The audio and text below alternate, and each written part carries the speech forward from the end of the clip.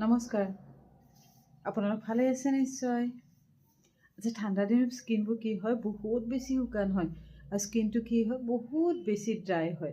আৰু স্কিনত কেতিয়াবা কি হয় চাবচোন, আপোনালোকে অলপ সময় যে মুখখন ভালকৈ ধুৱে, ফেচৱাছ বা কিবা হেৰি ধুই উঠি চাব, স্কিনখন কি হয় অকণমান ড্ৰাই হয়, বগা বগা ছাল এটা উঠাৰ দৰে হয়। মন কৰিছেনে?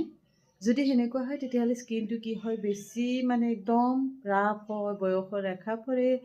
আৰু এটা কথা কৈ থওক, চিক্ৰেট হয়, বেছি যদিহে আপোনাৰ স্কিনটো ড্ৰাই হয়, বয়সৰ ৰেখা সোনকাল পৰিব, আপোনাৰ স্কিনটো সোনকাল বুঢ়া হ'ব।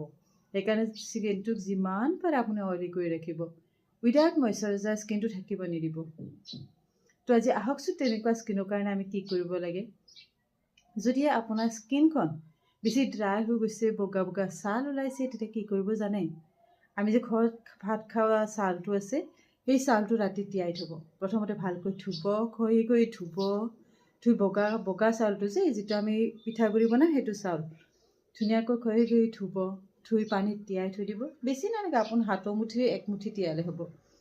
ধুনীয়াকৈ পানীত তিয়াই থৈ দিব আৰু ৰাতিপুৱা আপুনি ধুনীয়াকৈ পানীটো খচি এনেকৈ মোহাৰি ধুব। ধুই পানীখিনি এক্সট্ৰাকৈ থৈ দিব আৰু ছালটো শুকানকৈ গুড়ি কৰি মিক্সিত খুন্দিব। পানীটো যাব দিব, তেতিয়াই শুকান হ'ব। আৰু মিক্সিত খুন্দি থৈ কি কৰিব, গুড়িটো এটা ঢাকোন থকা টেমাৰ ভিতৰত ভৰাই থৈ দিব। যিটো টেমা সাঁফৰখন টাইট হয়, হাৱা নালাগে, তেনেকৈ থ'লে বহুত দিনলৈকে থাকিব। এতিয়া আহকচোন, সেই চাউলৰ গুড়িখিনি কি কৰিব। সেই চাউলৰ গুড়িখিনিত অকণমান কেঁচা হালধি আনিব, কেঁচা হালধি গুড়ি। আৰু যদি কেঁচা হালধি গুড়ি নাই, কি কৰিব, এটা বিলাহী ল'ব, পকা বিলাহীটো চেপি ধুনীয়াকৈ ৰস উলিয়াব। ৰস উলিয়াই সেই ৰসখিনিৰে আপুনি গাখীৰৰ চামনি ল'ব আৰু চাউলৰ গুড়িখিনি মিক্স কৰিব। আৰু যদি আপোনাৰ স্কিনটো বহুত বেছি ড্ৰাই হয়, তাতে অকণমান, বেছি পৰিমাণৰ নহয়, অকণমান আপুনি কি দিব পাৰে জানেনে? অকণমান নাৰিকল তেল দিব। আৰু যেতিয়া আপুনি সেইখিনি মুখত লগাব, মুখখন ধুই ল'ব, ধুনীয়া পানীৰে মুখখন ধুই ল'ব। ধুই মুখত লগাই ধুনীয়াকৈ আঙুলিৰে মাছাজ কৰিব। 2 পৰা 3 মিনিট মাছাজ কৰিব। মাছাজ কৰি পানীৰে ধুই দিব। ধুই দি আপুনি তাৰ ওপৰত মুখখন যে ধুলেই, সেই যে মই আপোনাক চাউলৰ তিয়াই থোৱা পানীখিনি থৈ দিব কৈছিলোঁ, মুখখন ধুনীয়াকৈ মুচি সেই চাউল পানীখিনি ধুনীয়াকৈ লগাবচোন।